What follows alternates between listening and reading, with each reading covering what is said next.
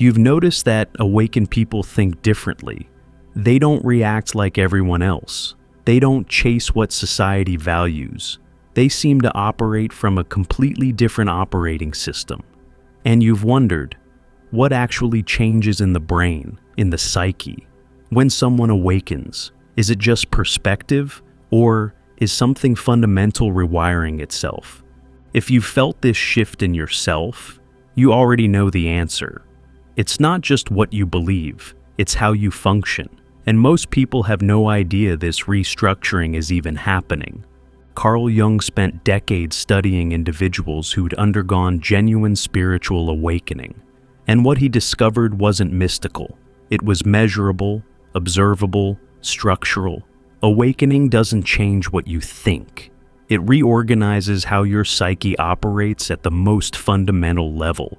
The defense mechanisms that govern most people, gone or transformed.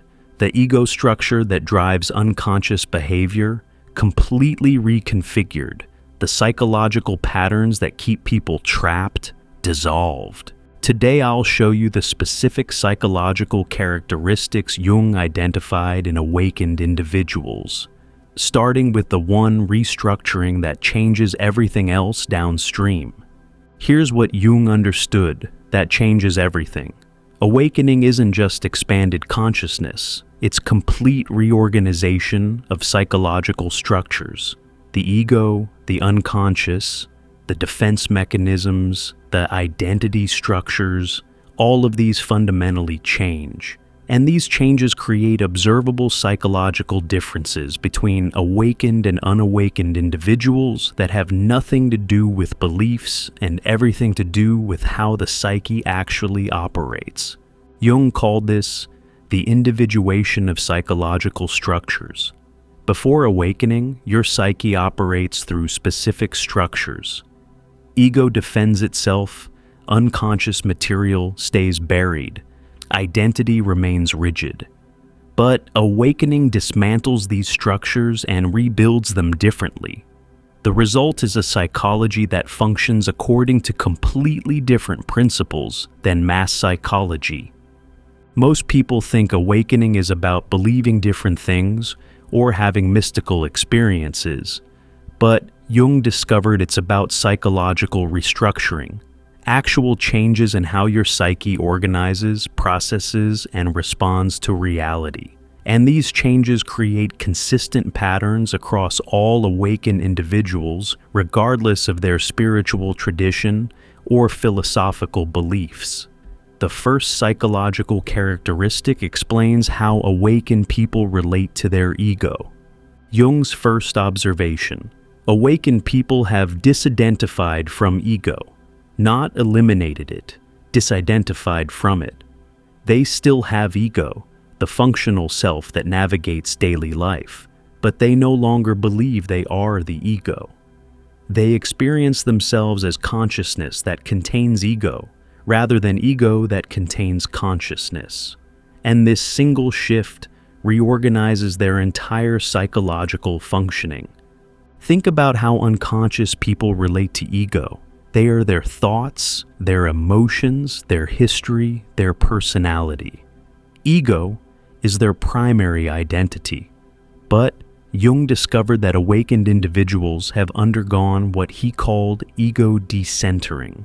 Ego moves from center of identity to tool of consciousness. They use ego, but don't identify as ego. One of Jung's patients described this shift. Before awakening, I was my thoughts, my emotions, my personality. After, I experienced myself as the awareness observing all of that. My ego remained. I still had personality, preferences, history, but I knew I wasn't those things. I was the consciousness experiencing them. Jung said this disidentification from ego was the foundational psychological shift of awakening. Everything else follows from it. This is what Jung meant by the decentering of ego consciousness. In mass psychology, ego is center. You are your thoughts, emotions, identity. In awakened psychology, consciousness is center. You are awareness that contains thoughts, emotions, identity. This isn't intellectual understanding, it's structural shift in how psyche organizes itself. And once this shift occurs, you can never fully re-identify with ego again. You'll recognize this if you experience yourself as awareness containing thoughts rather than thoughts themselves. If you can watch your ego operating without being identified as it. If there's distance between you and your psychological content that wasn't there before awakening. But ego disidentification is foundational. The second characteristic reveals what happens to unconscious material. Jung's second observation. Awakened people have integrated significant shadow material.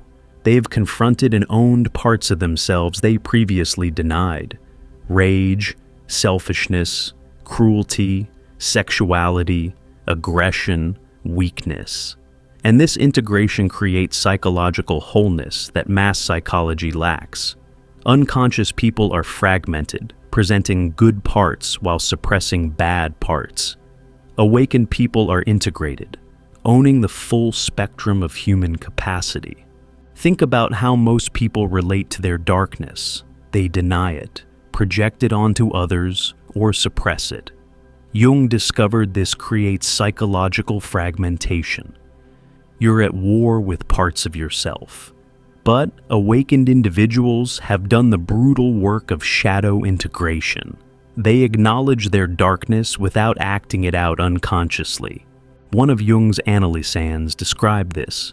I had to face my capacity for cruelty, my deep selfishness, my rage, my sexual darkness. Everything I'd always denied as not me. Owning it was horrifying. But Jung insisted it was necessary. Once integrated, I stopped projecting my darkness onto others. I stopped acting it out unconsciously. I became whole instead of just good. And that wholeness changed my entire psychology. This is what Jung meant by shadow integration as path to wholeness. Unconscious people maintain psychological split. Conscious persona that's acceptable, unconscious shadow that's denied. Awakened people integrate this split, own the full spectrum, which paradoxically makes them less likely to unconsciously act out darkness. What's conscious becomes choice. What's unconscious becomes compulsion. You'll recognize this if you've stopped projecting your darkness onto others. If you can acknowledge your full human capacity without shame. If you're whole rather than just good. Shadow integration creates psychological structure fundamentally different from mass psychology's fragmented denial. But shadow integration is internal work. The third characteristic reveals how awakened people relate to external authority. Here's Jung's third observation. Awakened people have shifted from external to internal locus of authority. They no longer look to external sources, religion, society, experts, tradition, to tell them what's true, right, or valid. They have developed internal knowing that supersedes external authority. Not from arrogance, but from direct contact with what Jung called the self, the deeper intelligence that ego consciousness can trust. Think about how unconscious people make decisions. They look to experts, follow tradition, seek consensus, defer to authority. Jung discovered this is because they haven't contacted the internal source of knowing. But awakened individuals have accessed the self, consciousness deeper than ego, and learn to trust its guidance over external authority. One of Jung's patients described this. I used to need others to validate my choices, tell me what's right, confirm I was on the right path. After awakening, I had access to internal knowing that was more reliable than any external authority. Not that I ignored wisdom from others, but I no longer needed their permission or validation. Jung said I'd contacted the self, and learning to trust it over external authority was psychological maturity awakening creates. This is what Jung meant by the shift to internal authority. Unconscious people are externally referenced. They need others to tell them what's true. Awakened people are internally referenced. They have access to knowing that doesn't require external validation. This creates psychology that's autonomous rather than dependent, self-authorizing rather than permission-seeking. You'll recognize this if you've stopped needing external validation for your truth, if you can trust your knowing even when everyone disagrees, if you've become your own authority without needing to rebel against or conform to external authorities. This internal locus is hallmark of awakened psychology. But internal authority is decision-making. The fourth characteristic reveals something about emotional functioning. If you recognize these, ego disidentification, shadow integration, internal authority, Jung would say, your psychology has fundamentally restructured. You're not just believing different things. You're operating from different psychological organization than mass consciousness. Before we continue, check out our new guide, True Self-Discovery, with 24 practical reflection exercises designed to help you find your way within. Click below to get True Self-Discovery. Now, these final patterns reveal deeper restructuring. Jung's fourth observation: awakened people develop a capacity to hold paradoxical truths simultaneously without needing to resolve them into single truth. They can recognize that opposing statements are both true, that contradictory experiences are both valid, that mutually exclusive realities can coexist. Mass psychology requires either-or thinking. Awakened psychology holds both and. Think about how unconscious people handle contradiction. They need resolution. One thing must be true, the other false. Jung discovered this is because ego requires consistency for stability. But awakened consciousness can hold paradox. You're both nothing and everything. Free will and determinism both exist. You're separate and unified simultaneously.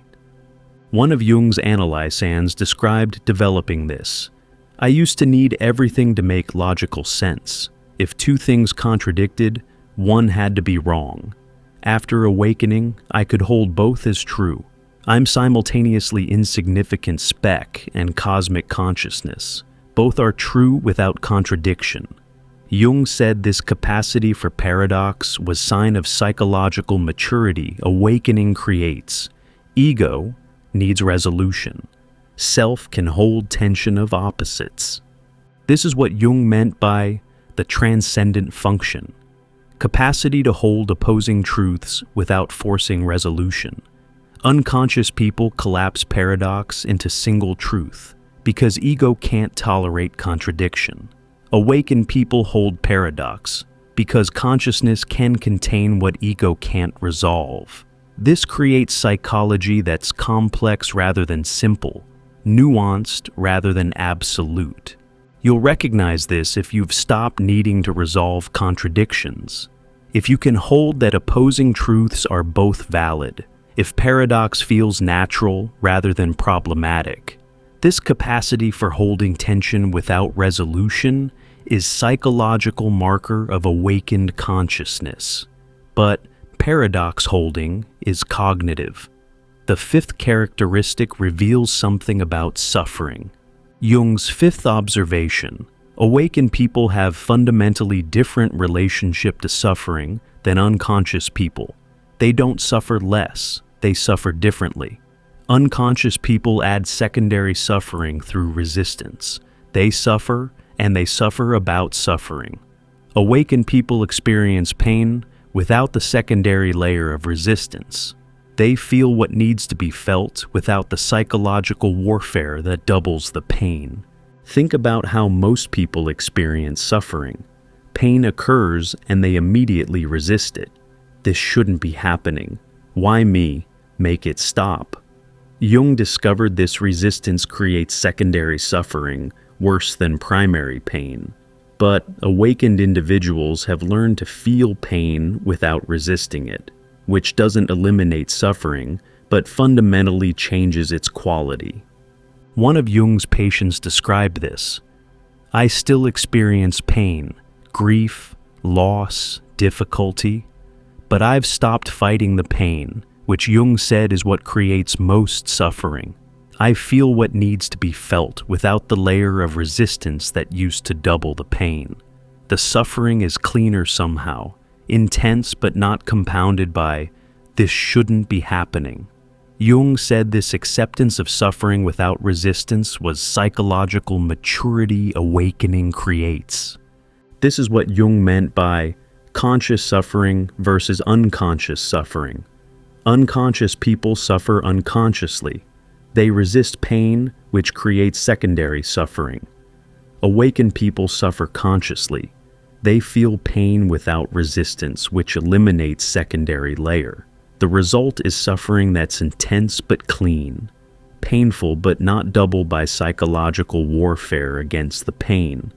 You'll recognize this if you can feel pain without fighting it.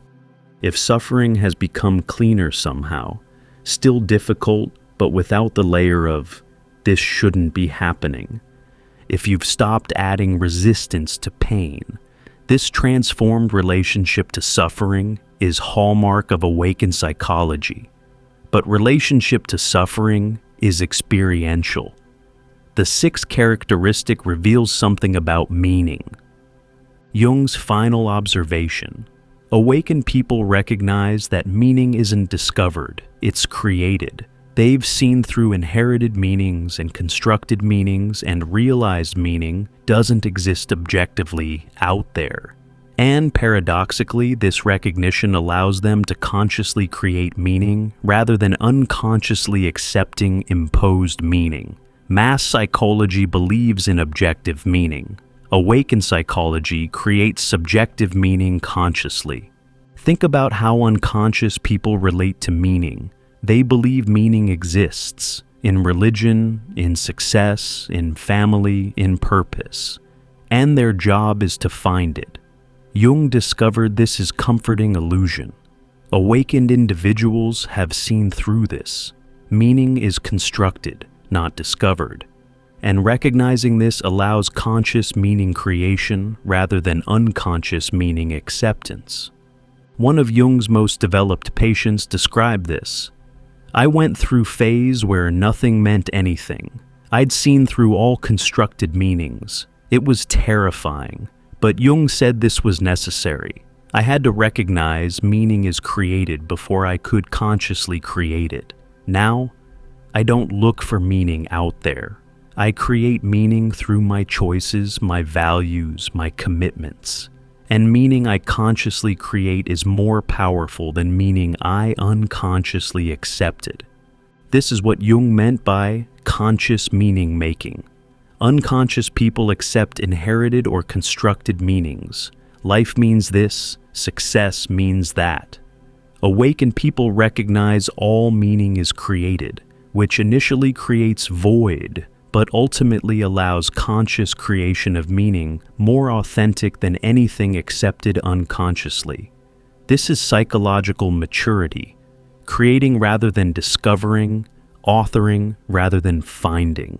You'll recognize this if you've stopped looking for meaning out there. If you understand meaning is something you create through commitment and choice. If you're consciously authoring your life's meaning rather than trying to discover what it should mean. This shift from discovering to creating meaning is final marker of awakened psychology. The psychology of spiritually awakened people. They've disidentified from ego, experienced themselves as consciousness containing ego rather than being ego. They've integrated significant shadow, own full spectrum of human capacity. They've developed internal locus of authority, trust inner knowing over external validation. They can hold paradox without resolving it, both and thinking rather than either or. They've transformed relationship to suffering, Feel pain without resistance, creating secondary suffering. They create meaning rather than discover it. Conscious authoring rather than unconscious accepting. Jung would want you to understand, these aren't beliefs or practices. They're structural changes in how psyche functions. Awakening reorganizes psychological architecture. Ego, unconscious, authority, cognition, emotional processing, meaning-making, all operate differently than in mass psychology. Most people think awakening is about having mystical experiences or believing different things, but Jung discovered it's about psychological restructuring that creates fundamentally different way of functioning. These characteristics aren't goals to achieve. They're natural results of consciousness development that occurs through genuine awakening process. If you recognize these patterns in yourself, you're not just spiritually seeking, you've undergone actual psychological transformation. Your psyche operates differently than it did before awakening, and differently than mass psychology operates. This isn't better or worse, it's structurally different. If you've awakened and recognized these psychological characteristics in yourself, ego disidentification, shadow integration, internal authority, paradox holding, transformed suffering, meaning creation, Jung would tell you, your psychology has fundamentally restructured. You're not imagining the difference. You actually function differently than you did before, and differently than most people do. Stop trying to fit back into mass psychology. You can't. Your psychological structures have reorganized. Trying to operate from old structures creates internal conflict, because those structures don't exist in their old form anymore. Trust the new psychology you're developing, even when it makes you incompatible with collective functioning. Find others whose psychology has restructured similarly. They'll understand you immediately because they're operating from same restructured psychology. They won't think you're weird for disidentifying from ego, owning your shadow, trusting internal authority, holding paradox, accepting suffering, or creating meaning. These are normal characteristics of awakened psychology, strange only to those still operating from mass psychological structures. Your psychology has evolved. Trust it. Honor it. Stop trying to force it back into structures it's outgrown. You're not broken, you're transformed at psychological levels most people never experience. Subscribe to explore Jung's insights on living with awakened psychology in unconscious world. To dive even deeper into Jung's revolutionary psychology and what it means for your spiritual awakening, click the recommended video on your screen now.